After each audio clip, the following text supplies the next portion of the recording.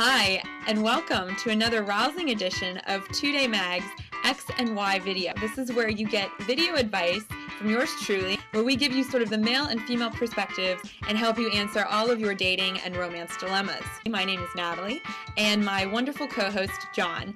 Today's question is very exciting because we're taking the topic out of the bedroom and into the political arena. And the question reads, Dear Two-Day Mag, my boyfriend and I have been dating for several months.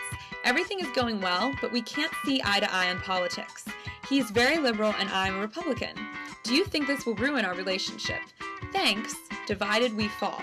Well, Divided We Fall, this is an excellent question and very timely. I'm sure you're aware, we seem to be very divided as a country, so it's only a matter of time before that's going to start spilling over into our relationships with one another. But fear not. I think this is actually very exciting and kind of sexy that you don't agree on politics. Truth be told, it can be kind of boring to be with somebody that sees eye to eye on everything that you see.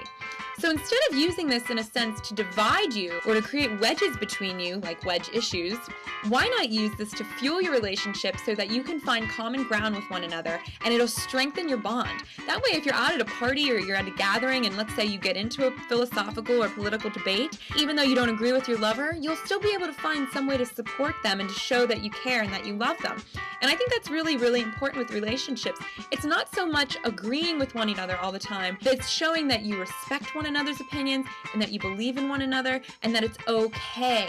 It's okay that you don't agree, but there's always points where you can intersect. For example, let's say you don't agree on immigration. He doesn't believe that that giant fence should be built, and perhaps you do. Well, instead of arguing to death over a topic that really neither one of you has too much personal direct control over, why not discuss instead immigration policy, how we could better it, how we could help those that are trying to cross the border, and how we can become more aware of this topic in general. I think things like that can really open doors for relationships and can bring you closer together with the one you love instead of ripping each other apart. And for what? All it would do is create division between the two of you, create tension, and cause a lot of hostility. Instead, finding points of intersection doesn't only make really your relationship stronger, but it also builds character in each of you and shows you that, hey, I may not agree, but we can be civil and we can have a conversation and not a heated argument. And there's the difference. There's having a debate and sort of showing that you don't agree, but it's okay. And then there's the arguing and the name calling, basically what they do in Washington to each other all the time. So it's like, do you really want to stoop that low like a politician, or do you want to rise above it and learn to get through it as a couple? John, what do you think? My name's John and I approve this message. Well, Soccer Girl 192, this one can be tricky because, as we all know, there are three things in society that it's considered wise not to talk about: politics, religion, and trying to describe the ending of Lost to somebody who's never seen it. Basically, you have a few options. First, you can agree not to talk about it.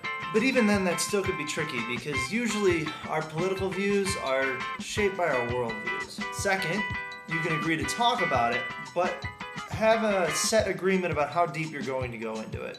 Usually, depending on the issue, if you've made an argument before and the issue comes back up, he's not going to just suddenly randomly agree with you because you've said it 600 more times. He heard you the first time. I guess the question is also, how far off are you?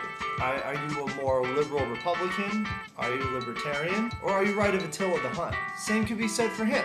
Is he more of a social liberal, a socialist, or does he not even wear deodorant? One thing though, regardless of what side you're on, and I'm kind of getting off on a tangent here, but I think it's important, no matter what side you're on, bumper stickers are not okay.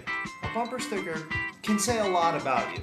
God, I'm just kidding, it says you're an idiot. Typically, if your thoughts on a complex issue such as abortion or immigration can be summed up under a 35-cent bumper sticker, chances are it's probably wrong.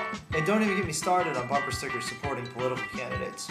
In the few months after you get it, it's gonna be obsolete. Made even worse when it's a guy who got clocked in the election 20-something years ago. There's nothing worse than being stuck in traffic behind a guy with one of these bad boys on the back. Where's the beef? So I'll tell you what I'm gonna start doing. I'm going to start selling bumper sticker companion kit.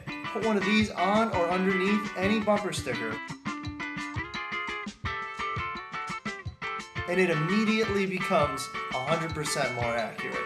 So ideally, when it comes to something like this, you have to decide where your breaking point is. I'm not saying that it's totally smooth sailing, but I'm also not saying that you're totally screwed. Sit down, figure out exactly how much of his crap you can tolerate, and vice versa, and go from there.